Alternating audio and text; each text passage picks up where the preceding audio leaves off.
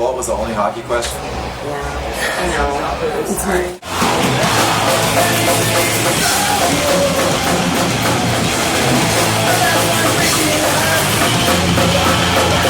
My name's Russ, and I'm the singer of Good Riddance. How are you? Doing great. How are you doing? Good. Punk rock bowling. Did you bowl? No. Can't bowl. I've never done it. You've never bowled? I think I tried once when I was younger. It didn't go well.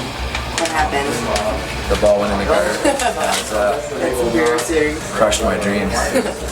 Okay, well that was just a stupid question I leaves in there. Well, since your farewell show in 2007, you've been denying and declining requests to get back together and play shows. What was it that finally made you crack? We got together, me and Chuck and Luke, and we spent about 3 hours just hashing stuff out and realized that the two main reasons we stopped playing were not really relevant anymore. And we missed playing the songs. And Chuck and Luke had both been raising kids, like new kids, since 2007. And they were both at a place where they felt like they could do this, play a few shows here and there, and actually give it a whirl. So they kind of sold me on it. We love it. Well, you were a teen during the Reagan administration, which is a big year, big time for politics. Do you credit that to why you're so political or politically involved, I guess? I'm sure it helped. I'm sure being grown up during the Cold War was a big part of it, and I think that being born when I was born and just living in California, a lot of radical politics, I think that definitely helped. I mean, the first music I listened to that was punk was Dead Kennedys, and they're really political, and that sort of like polarized me right away to it, and I just was drawn to it more than I was to the stuff that was just about drinking and partying. So I like a lot of different kinds of music, but I've always been really drawn to the political stuff, whether it's hip hop or punk or. What do you think of Anti-Flag? They're nice guys. They are nice guys. They're from Pittsburgh.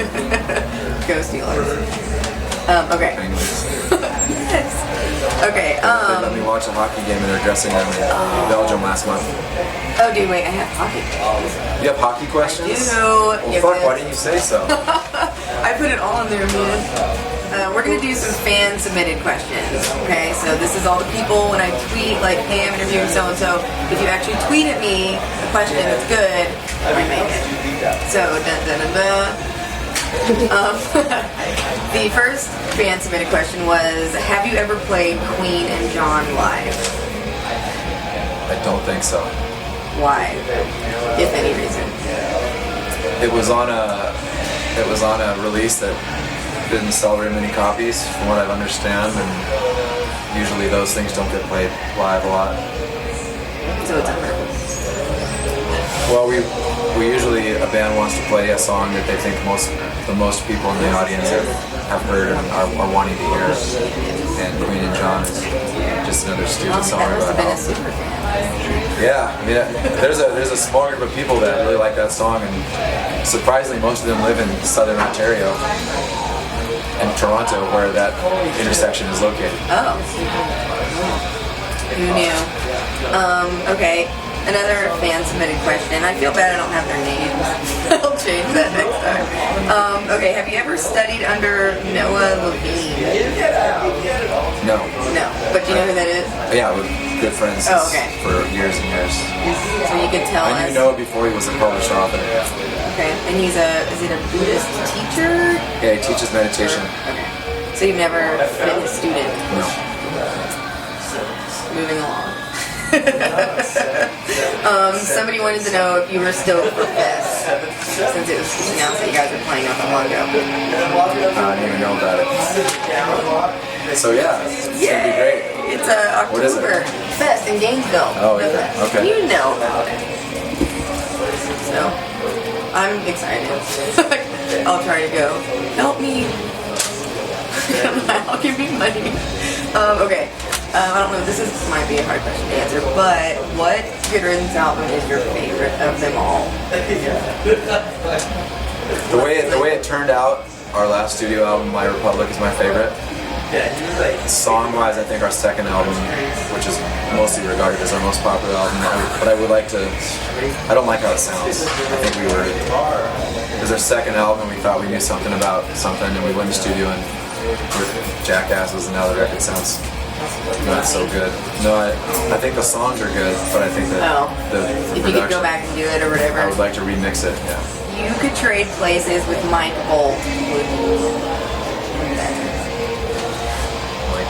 He's the Stanley Cup guy, right? Oh, yeah, I actually know Mike Bolt. Yeah, I know him. so if you could trade places with him, career-wise or whatever, you think you would?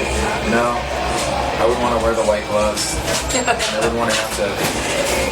I'm not wired to hang out with athletes that are partying the Stanley Cup 24 hours a day. That's what he does. He basically goes, every player gets it for 2 or 3 days. Latino wins it over the summer, and he has to accompany it. So he basically just parties. He just parties, yeah. He just gets wasted. He has crazy stories though. Why does he wear the white gloves? To touch the Stanley Cup. Okay. Oh, you can't touch it with like your skin? Well, the players can, but he basically like takes it out of the case, and puts it on a stand or whatever. They always are wearing the gloves. And there's him and one other guy that do it. There's actually 2 Stanley Cups. There's the real one, and then there's one that's always in the Hockey Hall of Fame in Toronto. Oh, okay. Makes sense. Very interesting. Okay. I know, right? Okay, well, it is an election year. Yes, it is. 2012. Do you have any predictions or who you are going for? Well, I'm registered Green, so I'll vote for our Green Party candidate, which is probably going to be Jill Stein. And if we had a free press, you probably would have heard of her. But since we don't, you have no idea who that is. I don't even have regular cable. So, I'm fucked. But you don't even, she's not even in the newspapers, not even online, major news sources. So how do you learn about her? gp.org, Green Party's website. And since I'm registered, I get information about the Green Party candidates. But most people think there's only 2 parties and they have to choose one. And that's kind of sad. It is sad. Which is one reason it's good you guys are playing again. You'll instill a good political mindset into these young teens. I'm more optimistic than I am. Oh good, I'm like, okay, hold on. You actually dove into my next question. I was going to ask if you are still a strong supporter of the Green Party, because if you're like Googling you or looking up, it's pretty apparent on the interwebs. So yeah. Going back to the question we just asked. Okay, well, obviously you guys are a punk band, but you're a punk band that has like some old hardcore influence, like the real normal hardcore bands. But is anyone as opposed to that heavy metal? Well, yeah, I was like, are any of you all metal fans? Our guitar player Luke is a big metalhead. Well, when I met him, he had long hair. He played in a thrash metal band called Little Awakening.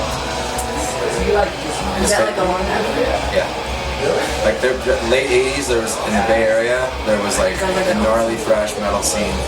Bands like Violence and Death Angel and and then it goes like Slayer and all that stuff. And Luke was super into it. He crossed over.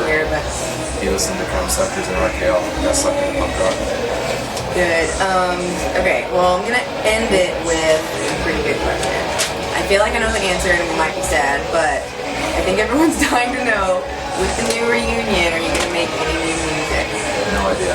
No, they're just haven't even talked about it. Okay, but so it's not off the table. I don't think so. But I don't. It's the last thing I'm thinking about right now. Well, fingers crossed, everybody. Final thoughts about anything. I would encourage anybody who considers themselves liberal or progressive to check out the Green Party's website, check out the 10 key values. If they resonate with you, then you're not currently a Green Party, you probably are in the wrong party. Party on.